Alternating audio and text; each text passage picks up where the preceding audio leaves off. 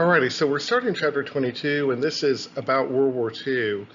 And we're going to begin by talking about some of the foreign policy decisions of FDR, and then we're going to talk about how do we get into the road to war.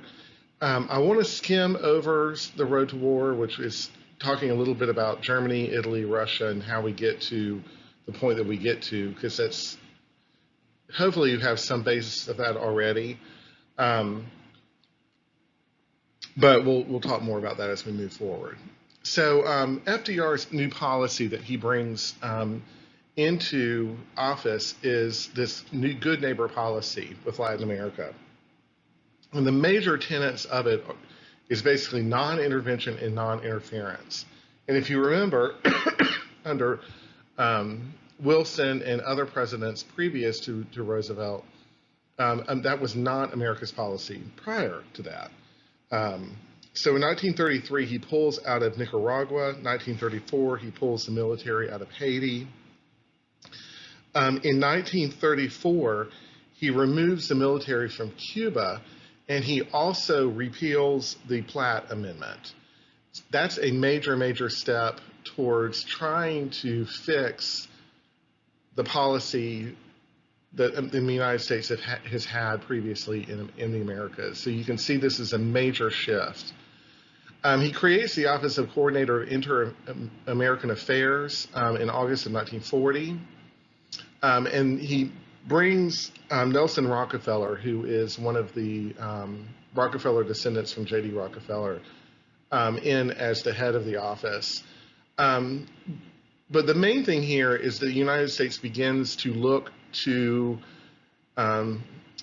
South and Central America and the Caribbean as potential market and more as a friendly ally and less as potential problems or potential enemies. So what I want you to remember about this is FDR's policy of non-intervention and non-interference, because this policy is not something that will be sustainable for the United States, especially during the Cold War. During the Cold War, well, and we'll talk more about that as we get into the Cold War, but this is a policy that FDR brings into office. One of the main companies that really kind of opens up the market for the United States is Pan American Airways. It's formed in 1927 as a mail carrier. And one of the problems that Pan Am has as it begins to move into the American market, and when I'm talking about Americas, I'm talking about Central and South America and the Caribbean, is that there were no airports. And so immediately they began to use seaplanes or planes that could land on water. And so the ships, or I'm sorry, the planes that they use are referred to as clippers, like a ship, because they're literally landing on water. But what this does is it gives them an advantage, because in many places where airlines were going into, they would have to build an airport, and that's a great deal of overhead to provide, a lot of money to build to invest prior to even getting involved into a country or to a different market. But Pan Am uses the water as their airport. And so they're able to expand very, very quickly in the Americas, and they find that there's a great deal of money to be made by opening up the Latin American market. And the United States government begins to sign contracts with Pan Am, not only for mail carrying, but also for other contracts that would be allow Pan Am to kind of open up dialogue with other countries. So they become kind of a chosen instrument of the U.S. government in terms of opening up markets and other companies to them. Some of the innovations for Pan Am, jet aircraft and jumbo jets, they have the first computerized reservation system. But again, it's a big focus on Latin America.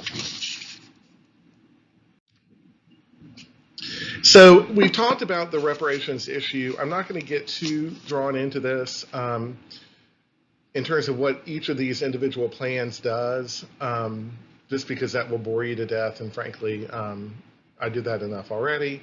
So the escalating war reparations issue. Think about it this way: if you had, a $55 billion a credit card debt, and you're going into the Great Depression, you pretty much are screwed. In 1924, the United States comes in and seeks a compromise for Germany.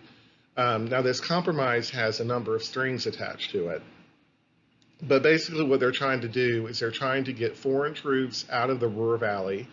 The Ruhr Valley is like Germany's Silicon Valley at the time. It was the industrial center for production in Europe.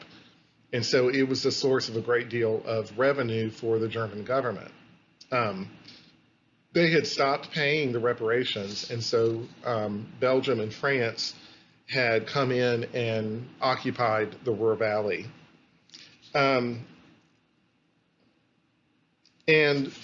part of the Dawes Plan is also allowing the United States to invest within the German infrastructure. So they make basically a huge loan to the German government for about 800 million marks, German Deutschmarks, to help the government pay the reparations.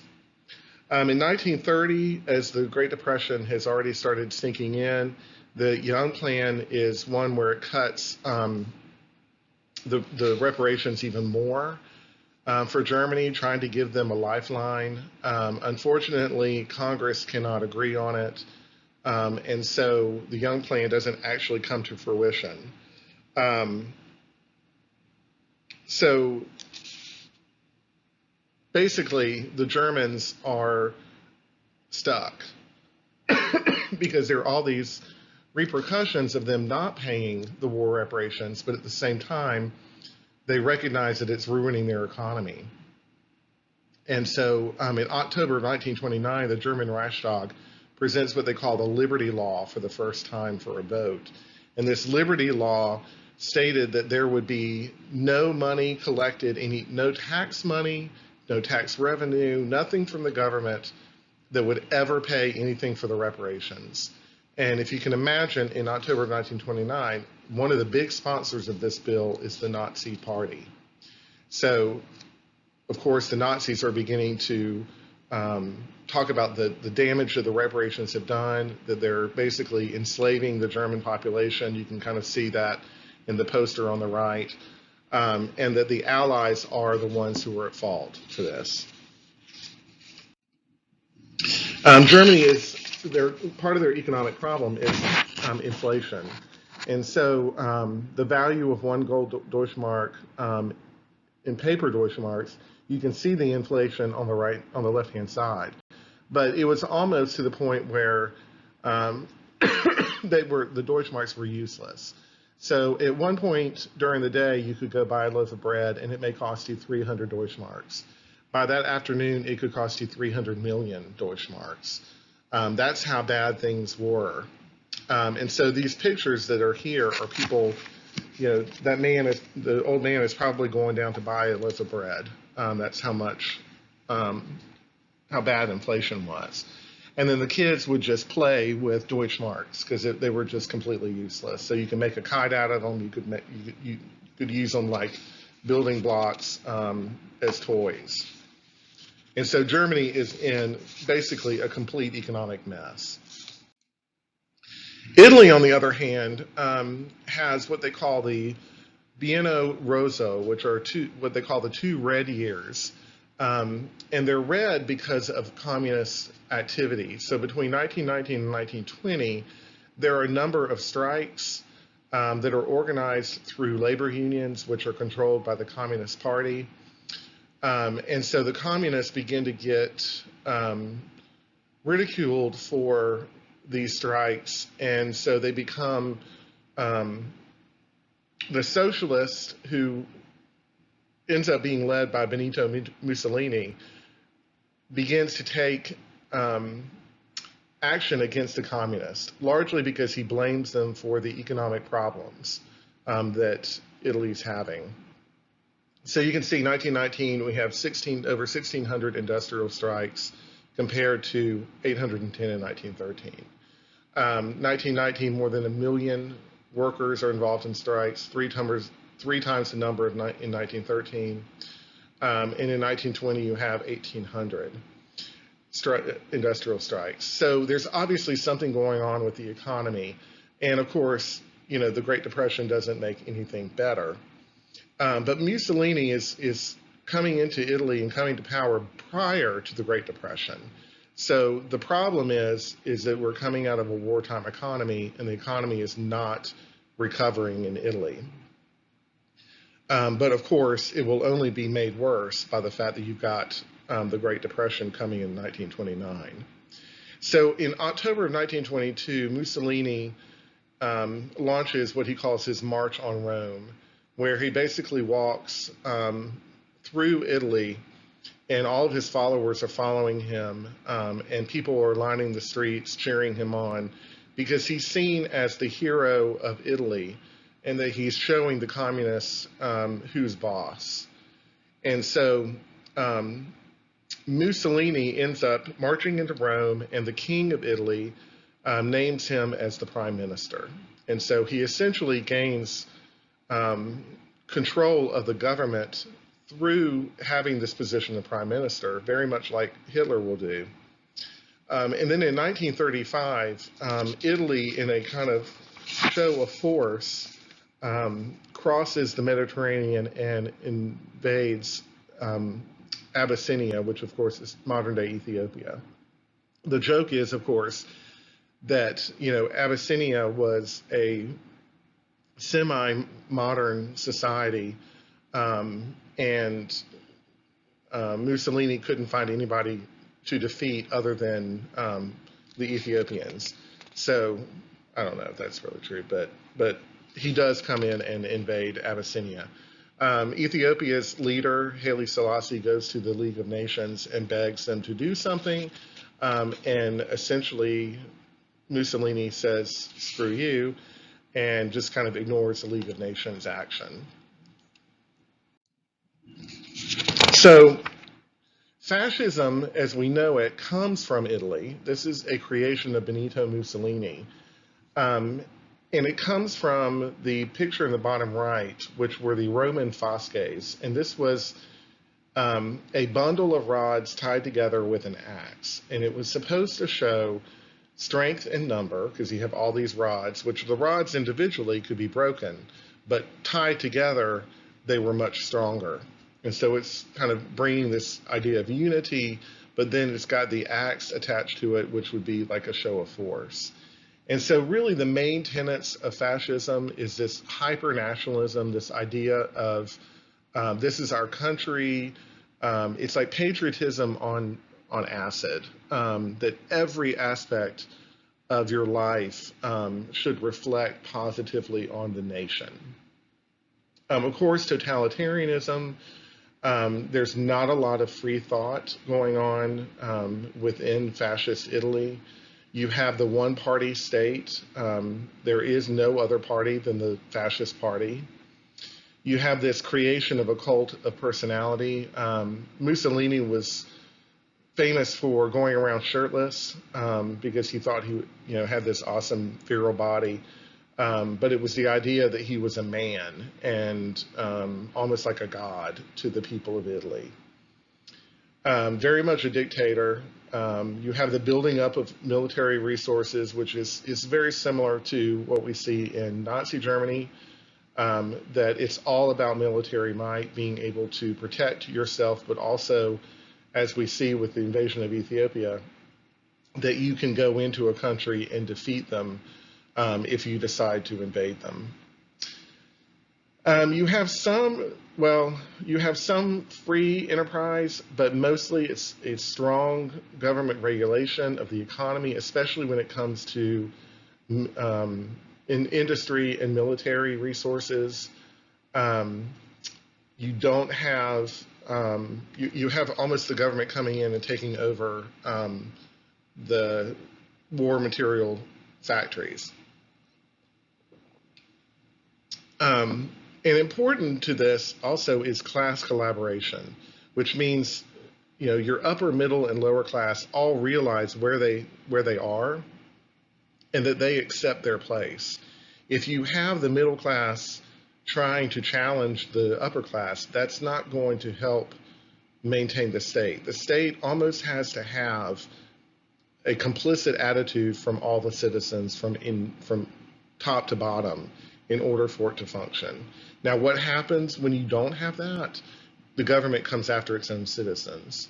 And in some cases, you do have that in Italy as well as Germany, and we know that. But we're talking about on a majority level, you have to have quite a few people accepting where they are. The important thing about fascism is that they do not support communism. Communism is almost like ultra capitalism to them, and they do not support it. And so typically what you find both in Italy and in Germany is a strong distrust of communists. And so typically, as we've seen in Italy, the fascists would blame the communists for something and use that as a way in order to gain power. The communists were also thrown out of the government. They were not able to have any offices stand for election. So you couldn't have any members of the parliament or House of Representatives, whatever it might be. And of course, fascists are also anti-capitalist because, again, it's too much freedom. Imperialism, of course, connects more to the militarism. It's much more about the prestige of having a strong military than anything else. And then let's throw in a little bit of Nietzsche and the idea of the Superman. And this goes along with the cult of personality, that you have a leader who isn't like anything that we've seen before. They are strong, they are virile, they are truly a leader. And this is something that people relate to Benito Mussolini as well as to Hitler. Of course, Hitler, in the ultimate sense, is the new man. It's like a new creation, a new world order, so to speak. So what brings Germany and Italy into this period of fascism? There are really about four main reasons. Of course, you have high unemployment. And remember when I was talking about the New Deal, about the CCC, I said that there's a segment of the population that FDR targeted. It's the 18 to 30-year-old, usually unmarried men.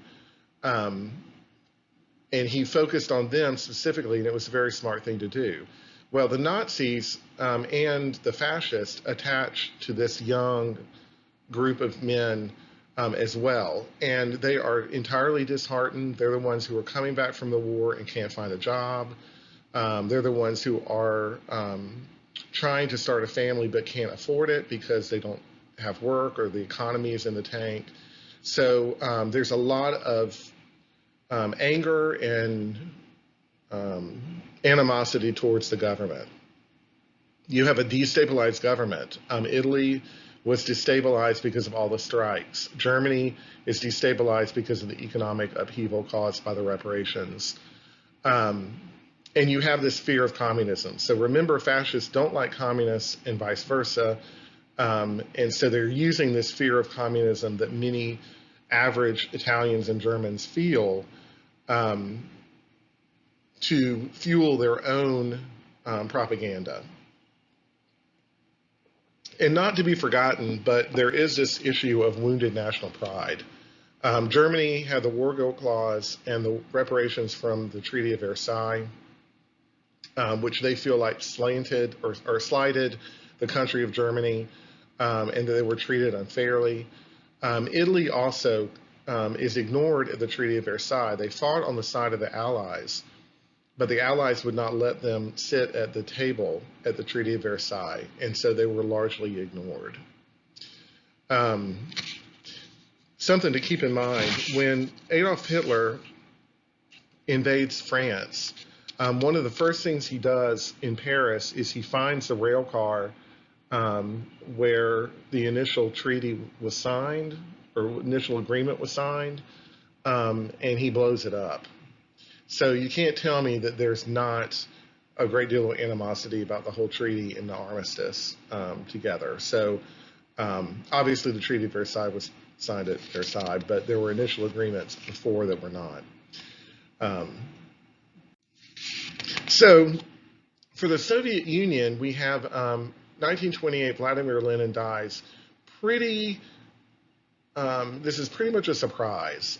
He had not been feeling well and not been in good health, but he quickly succumbs, I think it was to cancer, but I'm not sure. So he leaves this question of a successor. There are two people that pop up, Leon Trotsky and Joseph Stalin. Joseph Stalin is like way down the line and was probably the most improbable person to rise to the top. Leon Trotsky, who had served as the head of the Red Army, was the favorite. And so Stalin, just to show you how devious this man is, rose to the position of General Secretary of the party. He removes Leon Trotsky from power, expels him from the Communist Party, and then exiles him from Soviet Union, all within the course of 2 years. And then Trotsky is assassinated in 1940 in Mexico City. It's kind of a brutal assassination too. I think it was an axe in the forehead, something like that. It was pretty messy. But anyway, so Stalin really has ties to this whole process of getting Trotsky out. But when he assumes the general secretary of the party, he makes this position the primary position within the Communist Party, within the Soviet Union, and it basically becomes the office of the premier. And during his time, as we talked about, the destabilization within Italy and Germany, Russia also goes through kind of a destabilization. What Stalin does is he implements collectivization. So when Lenin comes to power in the 19-teens, up until his death in 1928, he's trying to industrialize the Soviet Union. Keep in mind, a country of farmers, and that's really what the Soviet Union was. And so he creates these plans in order to industrialize the country and get it up to Western standards of industrialization. And he's relatively successful. Stalin comes along and decides that collectivization, the state is going to seize all of the farms and all of the crops and all of the livestock. Those are no longer yours. Those now belong to the Soviet Union, and we can do with it what we want. Collectivization has a nasty side effect, as Mao in China will find out years later, that it causes famines and widespread starvation. And that's exactly what happens within the Soviet Union. So there is a sense of destabilization within the Soviet Union. And this causes a great deal of unrest within the Soviet Union. And Stalin creates labor camps, the gulags, in Siberia as a way to get rid of political opponents. Nice, sunny Siberia. Japan, on the other hand, when we look at Japan, they're coming out of World War I really in a positive light. Their industrial capacity has grown. In Japan, as we've seen, when the United States annexes Hawaii, Japan is a threat to the American control over the Pacific. And Japan continues to be a kind of competitive power within the Pacific. And so it's inevitable when you look at it, kind of in that vein, that the United States and Japan are going to come to a head. In 1928, Japan signs the Kellogg-Brandt Pact. And basically what that does, excuse me, is that it denounces war as a means of diplomacy, that basically it's trying to get people to come to the table first to work out their issues.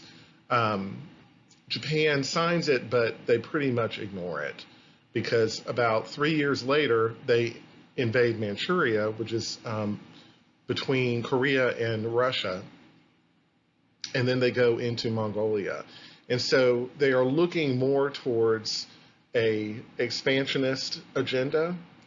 And this is one of the effects of the Great Depression, that you have the rise of this militaristic conservative faction in the government. It's not surprising that these groups are coming up during this economic downturn, because this is a time when there's a lot of destabilization around the world. July 7, 1937, Japan launches the Second Sino-Japanese War with China, and they invade China.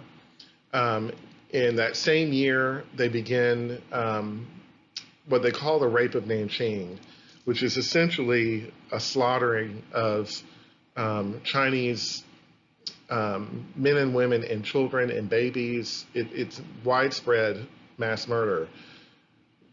We don't really know how many people died. It's somewhere in the neighborhood of 300,000 to potentially 1 million. Nobody really knows. But you can see the picture on the bottom left. Those are all heads off people that they killed. 1938, Japan and Russia clash, but they sign a neutrality pact. Now, Russia and Japan had previously, if you remember, fought a war. And so they don't really get along very well, never have. But it's interesting that in 1938, Germany, well, not in 1938, but later, Germany and Italy and Japan will sign a tripartite pact. And included in that is the agreement with the Russians. And we'll talk more about that in a second. But it's interesting that they come to this, in 1938, to this neutrality pact, because they really don't like each other. So the Japanese Empire, by the mid-1942, has begun to spread, and we'll talk a little bit more about why they're spreading into Southeast Asia. But you can definitely see they're expanding very quickly. So in 1940, you have the tripartite pact between Germany, Japan, and Italy, and they signed this in Berlin. Basically, it's a defensive agreement.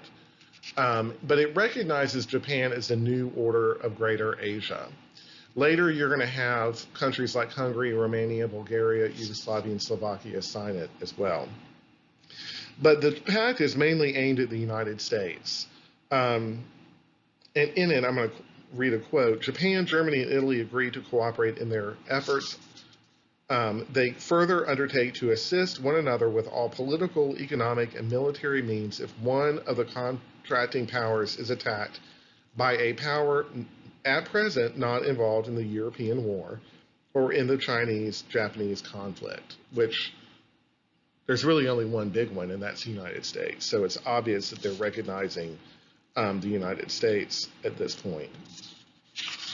So this is what creates basically the Axis powers, these three countries. So the United States continues to try and negotiate with Japan. In 1940, Japan invades French Indochina. This was to stop Allied supplies going into China. So Indochina is like Vietnam. And so at the time, the French were responsible for Indochina. It was a French colony. Japan comes in, invades, and So following World War II, we'll talk a little bit more about that. Vietnam tries to go independent. Anyway, FDR, as a result of Japan's actions, moves the Pacific Fleet to Hawaii, specifically to Pearl Harbor, and decides to cut off all trade goods to Japan except for oil. By 41, the U.S. halts oil trade with Japan. And this means that Japan will now begin to look at the Dutch East Indies and in French and Indochina, Southeast Asia area in order to gain oil reserves. This is the point where you have Singapore invaded and you have the Bhutan Death March. November 1941, Japan makes its first proposal to the United States. And it's not a very, let's see if I've got anything on it. No, it's absurd, and the United States responds with what they call the Hull Note, which was basically you will leave China immediately, and Japan says, no, I don't think so. Even before the Hull Note reaches Japan's already getting ready for the attack on Pearl Harbor. So it was going to happen no matter what. But on December 7th, not December 5th, I don't know what I was thinking there, Japan attacks Pearl Harbor. Great. It's always good when I get the dates wrong. So one of the things, we're kind of shifting back and forth a little bit, but I want to shift back to the European front a little bit and talk about the Neutrality Acts. And I've included a handout that's posted on Canvas with all the information about the Neutrality Acts. But essentially, I'm going to break it down simply that each of the different Neutrality Acts was passed in order to keep the United States, by appearances, neutral, and that they were basically saying America is a non-interventionist country. We're not going to get involved in this war. We had gotten involved in World War I. We're not going to do it again. And that was essentially the attitude. That's what they did, in front of the curtain. Behind the curtain, totally different story. You have the whole Lend-Lease Act and the fact that they were giving weapons and shipping material to the Allies. They tried to be very clever and tried to be very quiet about it, but of course, the Axis powers, Germany, Italy, knew exactly what was happening. Between January 1942 and August of 1942, you had unrestricted U-boat warfare, submarine warfare. Basically, Germany was trying to hurt American trade. And so you had about 609 ships sunk. That's 3.1 million tons. Locally in Jacksonville, you had the sinking of the Gulf America off Jacksonville Beach.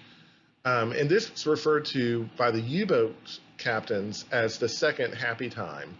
And this was basically means that they were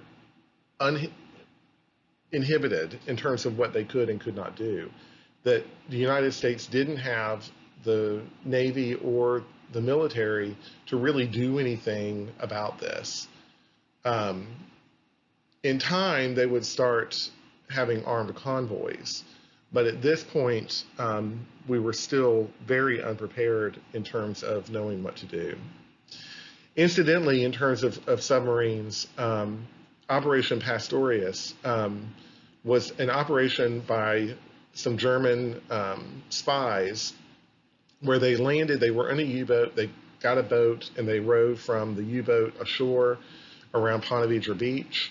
There were a group of 8 of them that were that stripped out of their uniforms and changed into civilian clothing and then tried to make their way north.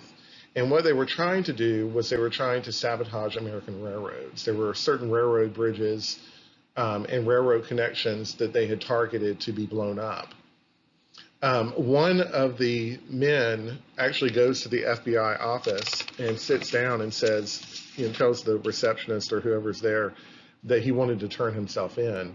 And so he sat there pretty much all day until finally one of the agents comes over and says, okay, what's going on? Tell me what you're here for. And he starts to tell him everything, and he opens up a bag that he brought with him. And there are bombs that look like coal, and he's got all this detonation wire and all this stuff, and they begin to realize, oh, holy crap, this guy's for real. And so they capture the other guys, and I think all of them are executed. Maybe the one that turned himself in survived. I can't remember, but the majority of them are executed for treason. So the U.S., of course, declares war and moves to the European front first. And so rather than get involved in a lot of the discussion about what happens on the European front, I'm just going to kind of give you the basics, which is that through World War II, the Allies have these conferences, and the conferences were between the big three: Soviet Union, which was Stalin, United States, Roosevelt, and then Great Britain, and it was Churchill. And they decided the plan of the Allies' attack. Churchill did not think that Great Britain would survive, so immediately when the United States gets involved, he wants to create a second front. He wants to draw attention away from Great Britain. And so one of the ways they do that is by coming up through Italy, hitting North Africa and going up through Italy. And then, of course,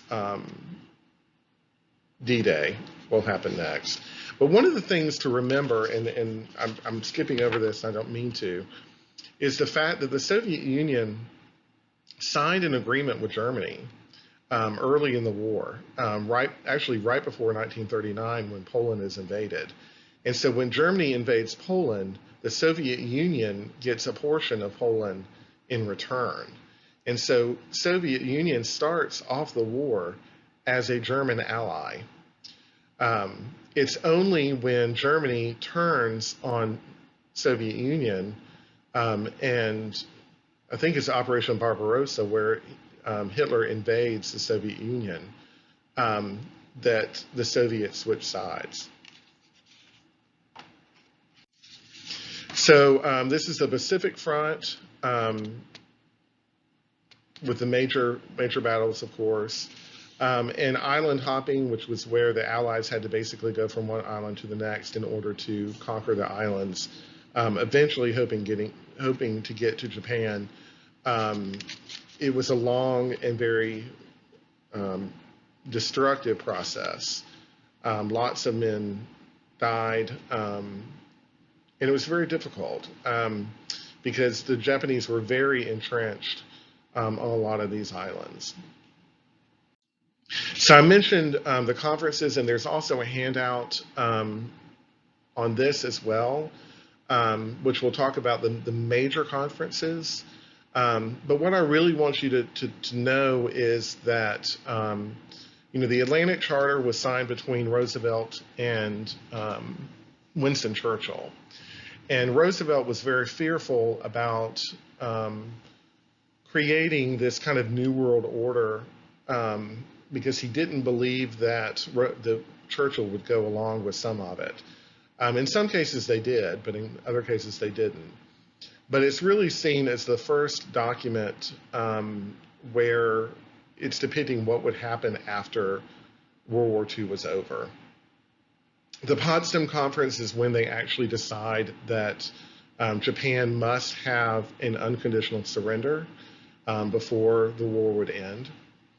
The Yalta Conference is another important one because they talk about the Poland question. Poland, there were Polish leaders in exile in Britain, and they had been asking the Allies to reinstate Poland as an independent country. Well, Stalin didn't want to do that.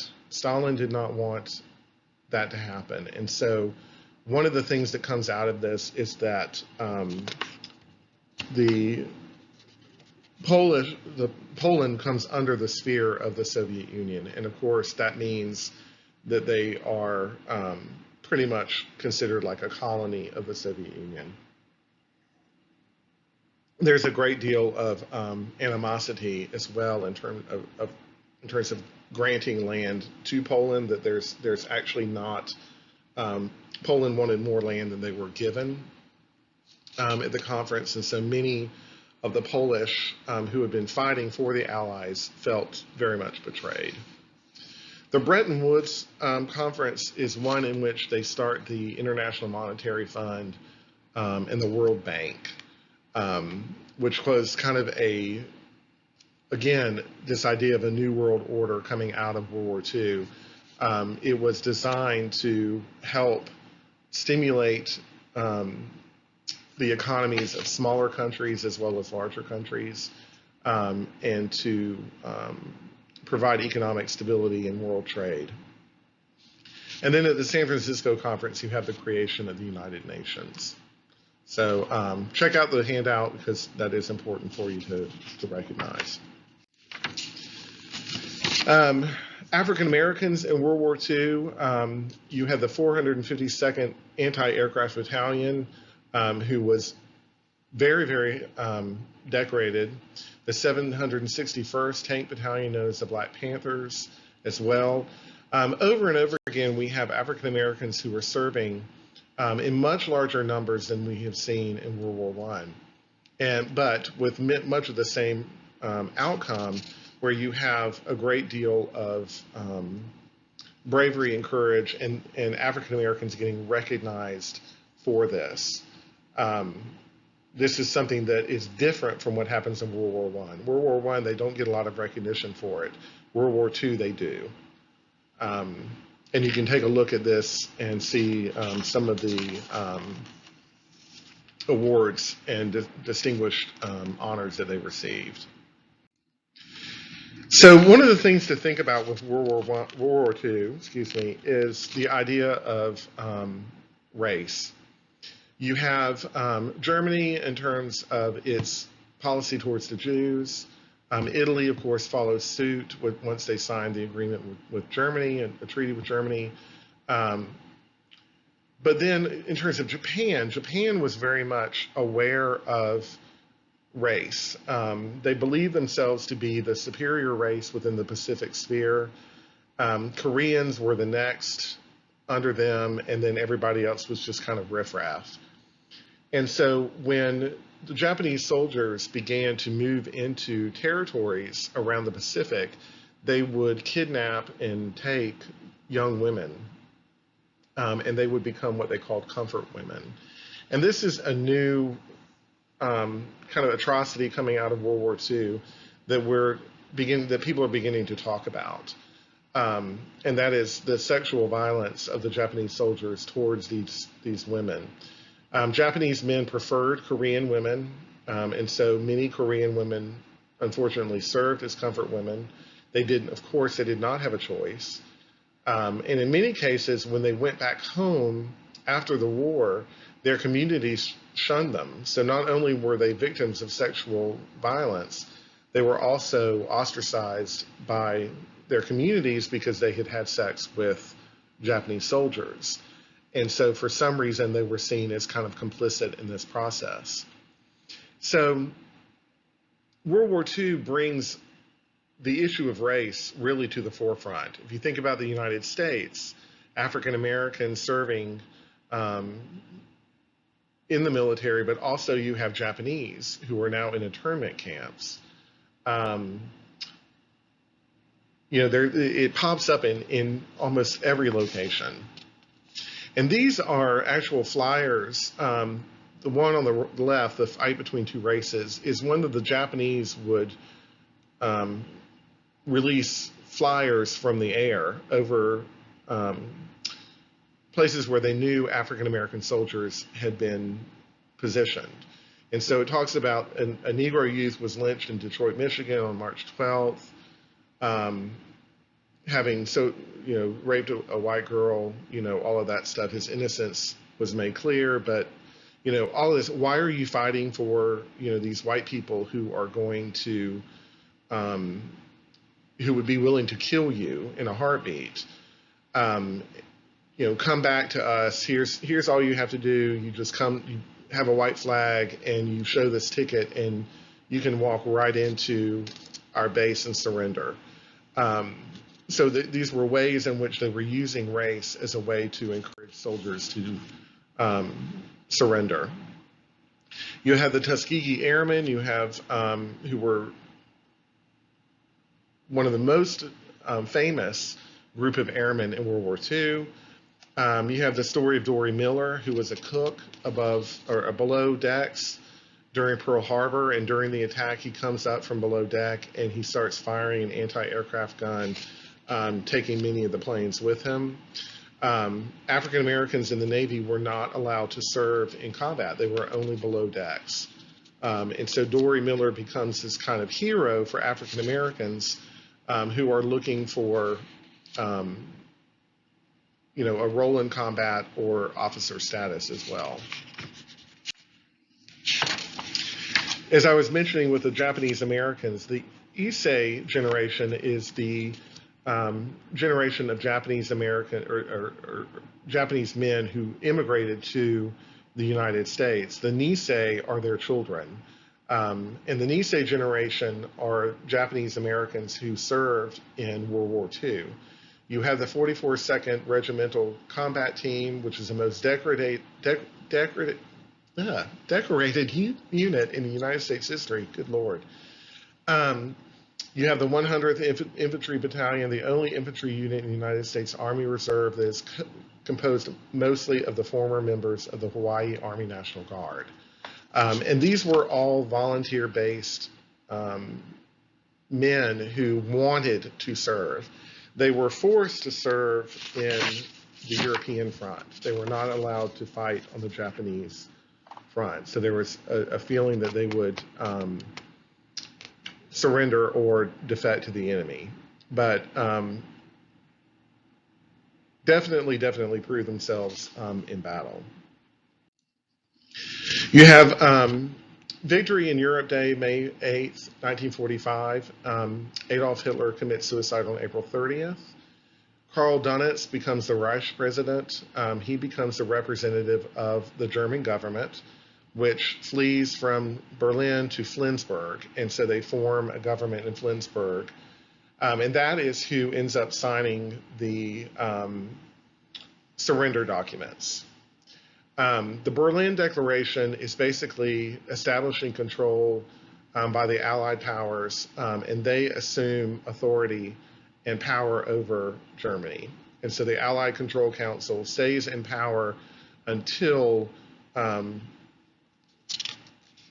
later, when Germany reorganizes its government, and we'll talk more about that later.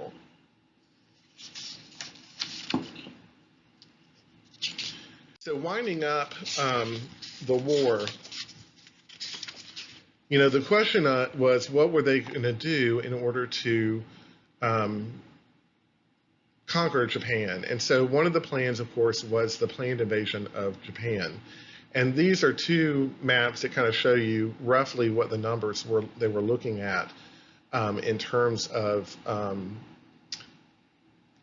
troop strengths and, in some cases, the estimation of death among the American soldiers. Of course, that's not what happens. Truman authorizes the dropping of the bomb on Hiroshima. This is an image taken in the museum in Hiroshima, so you can see the city before on the left and then the city after dropping the bomb. Complete devastation. This is a photo collection called The Shadows of Hiroshima.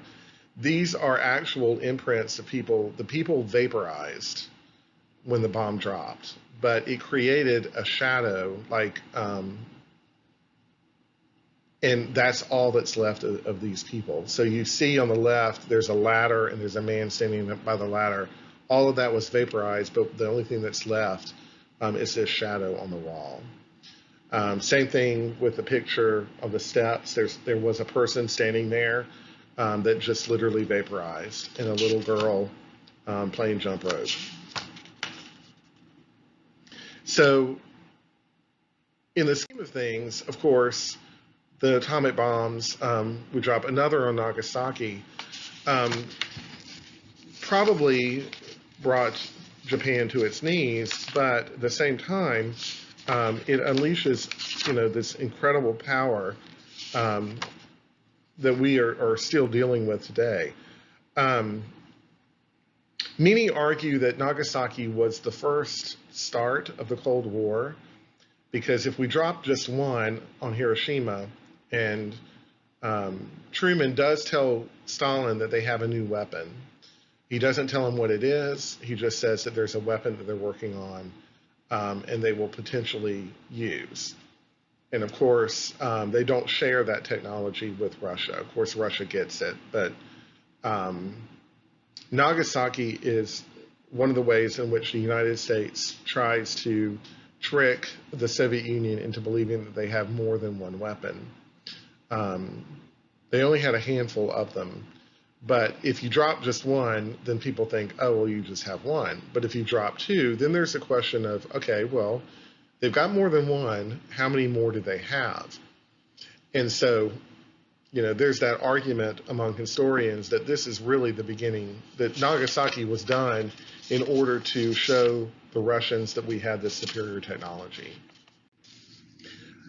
Okay, so Japanese surrender, it's announced on August 15th, 1945, and then formally signed on September 2nd, which from here on out is referred to as VJ, or Victory over Japan Day.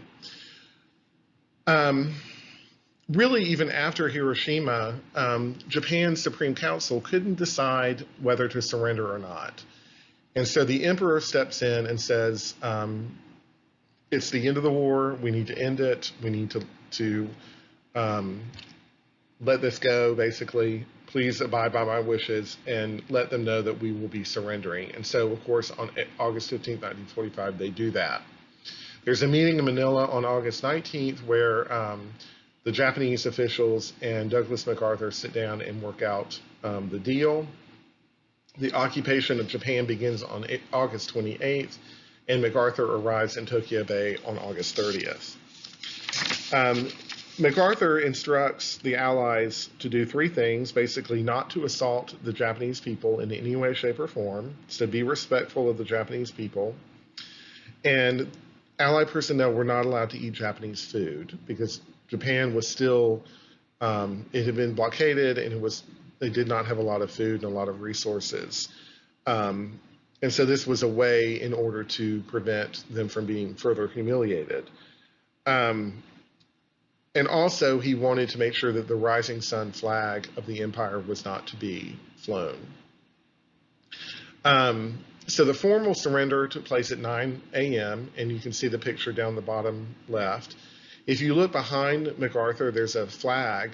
That is the flag from the USS Missouri, which Commodore Matthew Perry sailed to Japan and opened trade with the Japanese in 1853. So very fitting that should be there as a reminder of the connection between America and Japan. And last but not least, in terms of the war dead, and this is something that you'll hear often mentioned, the country with the largest number of deaths was the Soviet Union, and largely it's because of Germany's invasion of the Soviet Union. But one of the things to remember in the post-war makeup of things, Soviet Union wanted revenge from Germany.